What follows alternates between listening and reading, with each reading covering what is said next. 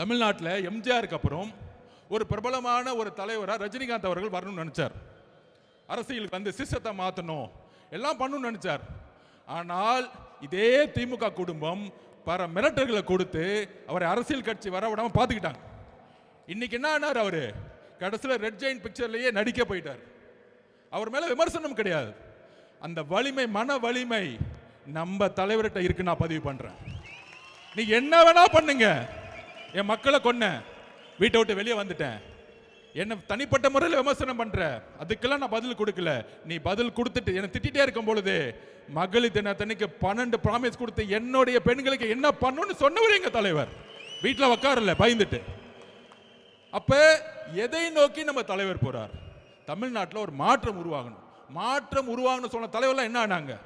நான் ஒவ்வொன்றா சொல்றேன்.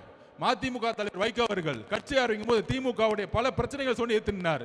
இன்னைக்கு 4 சீட்டு, அதுலயும் 3 சீட்டு உதயசூரியனா, ஒரு சீட்டு அவங்களோட சொந்த சிம்பிளா. இது என்ன கூட்டணி நமக்கு ஒன்றும் புரியவே இல்லை.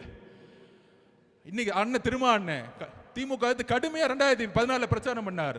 அவராலேயே முடியல. கடைசியில் அங்க கூட்டணி.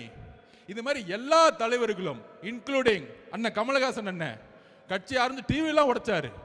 ஆனால் அவராலே முடியல. நம்ம அவரை நம்ம சிறுமைப்படுத்தல.